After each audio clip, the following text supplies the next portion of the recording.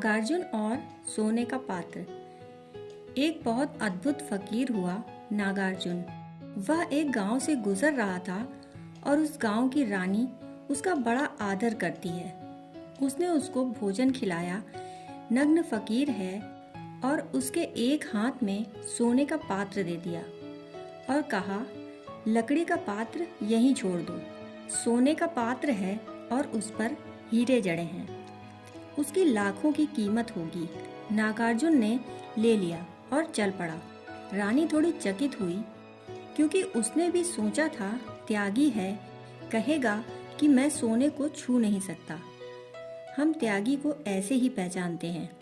जब तक वह यह न कहे हम छू नहीं सकते सोने को, तब तक हम त्यागी को नहीं पहचानते। जब कोई कहता है यह सब मिट्टी है, हम नहीं छूते, लेकिन मिट्टी को तो वह रोज छूता है और सोने को इनकार करता है। अगर मिट्टी ही है तो बेफिक्री से छुओ।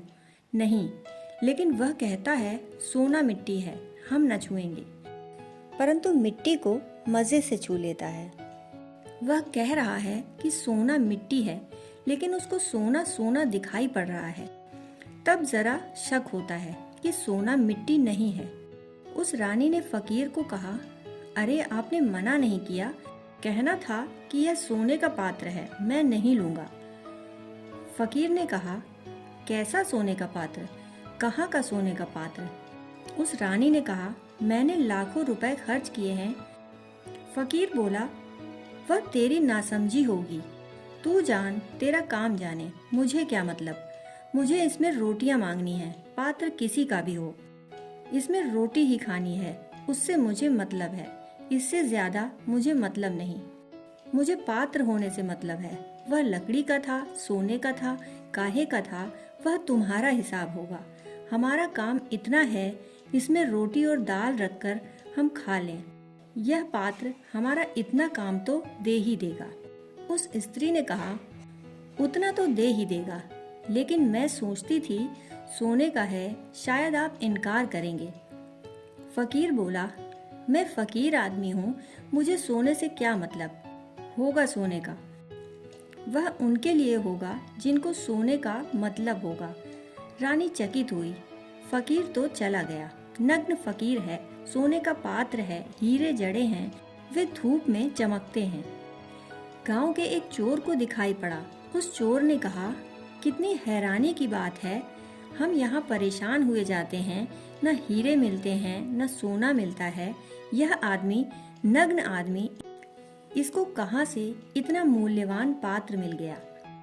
मगर जिंदगी ऐसी ही है। यहाँ जो दौड़ता है जिन चीजों के पीछे, उन्हीं को खो देता है। यहाँ जिंदगी का नियम है कि भागो किसी के पीछे और वह भाग खड़ा होगा, और हम उसकी तरफ पीट करके भागेंगे, वह थोड़ी देर में ही हमारे पीछे ही आता होगा। उस चोर ने कहा, लेकिन यह फकीर कितनी देर तक पात्र को बचा सकेगा? चोर उसके पीछे हो लिया। फकीर गांव के बाहर मरघट में ठहरा, एक टूटे से खंडहर में। भरी दोपहरी में पीछे पदचाप सुनाई पड़ते हैं, तो उसने सोचा कि मेरे पीछे तो कोई कभी नहीं आता, मालूम होता है इस पात्र के पीछे कोई आ रहा है। यहाँ दुनिया बड़ी अजीब है। यहाँ आदमियों के पीछे कोई नहीं जाता। हाथ में सोने के पात्र हों तो बहुत लोग चले आते हैं। यहाँ आदमी की तो कोई इज्जत ही नहीं। हाथ में पात्र क्या है, यह सवाल है। आत्मा की तो कोई कीमत ही नहीं। कपड़े कैसे हैं, जेब में पैसे हैं या नहीं, वह मूल्यवान है। वह फकीर अंदर गया। उसने सोचा, नाहक यह बेचारा भरी दोपहरी में इतनी दूर तक आया, रास्ते में कह देता तो वहीं इसको दे देते, और अब न मालूम कितनी देर तक इसको छिपकर बैठना पड़ेगा। मेरे तो सोने का समय हो गया है। तो फकीर ने खिड़की से बाहर वह पात्र फेंक दिया। वह चोर वहीं खिड़की के नीचे छिपा था। पात्र को गिरते देखा तो बड़ा हैरान हो गया। उसने कहा, अजीब आदमी है, इतना कीमती पात्र ऐसे फेंक दिया। खड़े होकर उसने कहा कि धन्यवाद, मैं तो चोरी करने आया था और आपने पात्र फेंक ही दिया। उस फकीर ने कहा, मैंने सोचा नाहक तुम्हें चोरी करवाने के लिए मैं क्यों जिम्मेवार बनूं। असल में चोरों के लिए वे सब लोग जिम्मेवार हैं जिनकी तिजोरियों पर ताले हैं। उसने कहा, मैं क्यों फिजूल में झंझट में पड़ूं? तो मैंने कहा, फेंक दूं। मैं भी झंझट से बचूं, आराम से सो जाऊं। तुम भी पात्र ले जाओ, तुम भी चोर न बन पाओ। उस चोर ने कहा, अजीब आदमी है, क्या मैं थोड़ी देर भीतर आ सकता हूँ? उस फकीर ने कहा, इसीलिए तो मैंने पात्र बाहर फेंका। भीतर तो तुम आते, लेकिन तब जब मैं सो गया होता। इसीलिए मैंने पात्र फेंका कि जगते में भीतर आ जाओ, तो शायद सोने का पात्र ही नहीं कुछ और भी तुम्हें दे सकूं। वह चोर भीतर आ गया। वह फकीर के पैर पकड़कर बैठ गया। उसने कहा, मैंने ऐसा आदमी नहीं देखा। मन में ईर्ष्या होती है। कभी कभी ऐसा होता है, कब वह दिन होगा कि मैं भी ऐसे सोने के पात्र खिड़की के बाहर फेंक दूं। उस फकीर ने कहा, बस हो गया काम, यही तो मैं चाहता था। अब तू जा, बात हो गई। उसने कहा, नहीं, इतनी जल्दी न जाऊंगा। इतनी शांति कहाँ पाई कि सोने का पात्र इस तरफ फेंक सकते हो? इतना आनंद कहाँ पाया कि सोने के पात्र का कोई मूल्य नहीं मालूम पड़ता? इतनी खुशी, इतनी जिंदगी कहाँ मिल गई? तुम कुछ मुझे भी रास्ता बताओगे? लेकिन एक बात पहले कह दूं, उस चोर ने कहा कि मैं और भी संतों के पास गया हूँ। वह मुझसे पहले तो यही कहते हैं कि चोरी छोड़ दो, फिर कुछ हो सकता है। वह छूटती नहीं, वह छूट सकती नहीं। तो एक बात पहले बता दूं कि चोरी छोड़ने की बात मत करना। वह फकीर हंसने लगा और उसने कहा, फिर मालूम होता है तुम संतों के पास गए ही नहीं। उस फकीर ने कहा, हमें चोरी से कुछ लेना देना नहीं। उस फकीर की बात सुनकर चोर ने कहा, फिर अपना तुम्हारा मेल हो सकता है, कहिए, मैं करूँगा। उस फकीर ने कहा, एक काम कर, चोरी ध्यान पूर्वक करना। तो चोर बोला, क्या मतलब चोरी करूं? उस फकीर ने कहा, बिल्कुल बेफिक्री से कर, लेकिन ध्यान पूर्वक। उसने फकीर से पूछा, यह ध्यान पूर्वक चोरी का क्या मतलब हुआ? फकीर ने कहा, जब तू चोरी कर तो पूरा जागा हुआ, शांत मन से, पूरे होश से भरे हुए चोरी करना। बेहोशी में मत करना। पूरा जागृत होकर कि चोरी कर रहा हूँ, जानते हुए हाथ उठाना, ताले तोड़ना, धन निकालना जानते हुए कि चोरी कर रहा हूँ, बस इतना ही और कुछ नहीं। उस चोर ने कहा, यह हो सकेगा।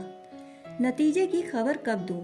उस फकीर ने कहा, 15 दिन तक मैं यहीं टिका हूँ, तू आ जा जब तुझे लगे कि कुछ और पूछना है।